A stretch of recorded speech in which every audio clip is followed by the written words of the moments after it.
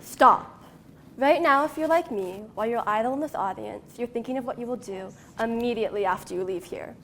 It might be what you're making for dinner tonight, an assignment for your job, or the next event you have planned. But in this moment, I want you to stop thinking of the future. Instead, I want you to focus on the now. In a post-pandemic world, it's more important than ever to develop skills to regulate feelings of anxiety. According to the Center of Disease Control and Prevention, the pandemic resulted in reported hospital visits for mental health-related emergencies increasing 24% for children and 31% for adolescents. Hi, I'm Melissa Argus, and as a junior in high school, I know all too well the anxiety surrounding the future and planning ahead. While some people love to call high school the best years of your life, as I entered high school in a post-pandemic world, it truly made me realize how inconsistent life could be. Straight out of social distancing and isolation, I struggled to adjust socially. Additionally, it felt like every single one of my actions contributed to college and beyond. This shift naturally made me anxious, to the point where it began to limit me in my goals and my joy in the world. So, I sought out resources to help me deal with this newfound stress. I've watched hours of YouTube videos, pored over research papers, and even read cheesy self-help books, and compiled it all so you don't have to. You're welcome. Now, even if you don't have diagnosed anxiety, everyone has anxious feelings. Slowing down and regulating your perception of your surroundings can greatly reduce anxiety and increase your enjoyment in the moment. Today, I will give you how to chill out, a teenager's perspective. Step 1, acknowledging warped perceptions of our future by slowing down. The concept of cognitive distortions was first introduced in the research paper Thinking and Depression by Aaron Beck, the father of cognitive behavioral therapy, or CBT.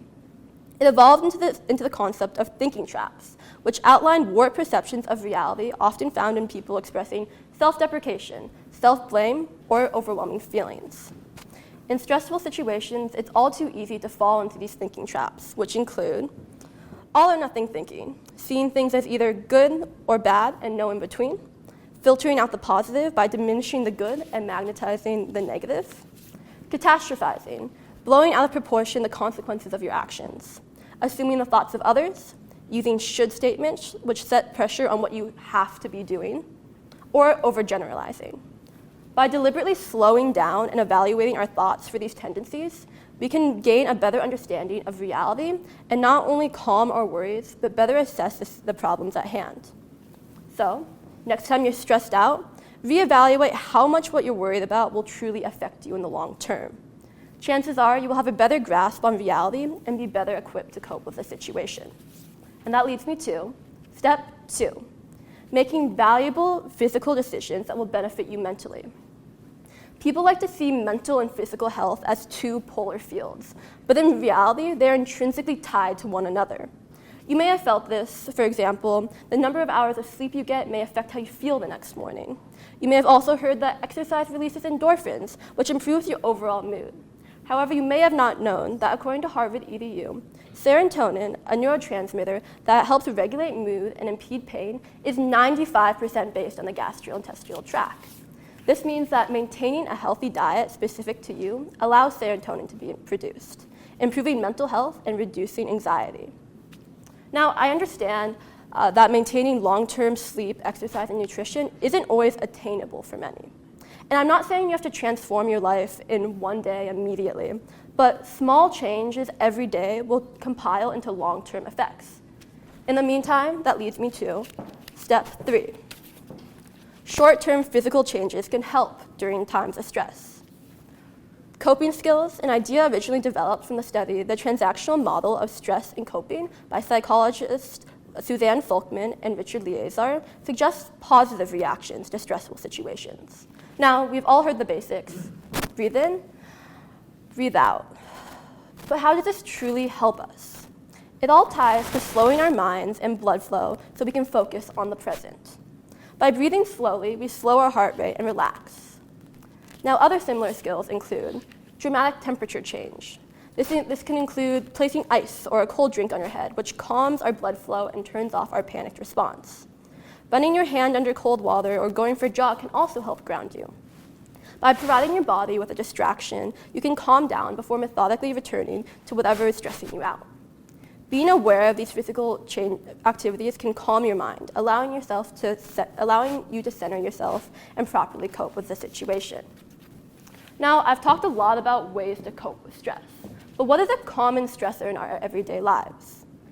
A common reason for stress in our lives is the overwhelming state of the media. It's very easy to get overwhelmed by current day events. Everyday news and social media headlines are screaming at us. There's a new COVID strand. The ice caps are melting. Our country's being ripped apart by political polarity. People are dying internationally. There goes the economic crisis again, and the world is burning, and we are all doomed. Whoa, right? This overwhelming feeling is called compassion fatigue. This term was first coined by psychologist Carol Joinson to describe medical care professionals who were struggling from empathetic burnout from viewing their patients suffering. Now, in a modern age of technology, similar effects can be seen on everyone, contributing to a nationwide decline in mental health, which leads me to step 4, choosing where you put your finite mental energy. In reality, we cannot care about everything, and we cannot do everything. It is important to choose what we care about and focus on making the largest impact in what we value. It could be international conflict. It could be fixing the ozone layer. It could be helping clients in court, serving as a medical care professional, or just simply taking care of our family and friends. No matter what you choose, commit to what you truly love and invest your energy into it. The emotional and mental satisfaction will be immense. So, if you did, thank you for stopping with me. Now, as you go out into this overwhelming world, I want you to apply what you've learned and observe your behaviors in hopes of reducing stress. Because it's so much harder than just chilling out. As Aaron Beck says, there's more to the surface than what our eyes can see. It's time to look at the deeper tie between the physical, the mental, and you. Thank you.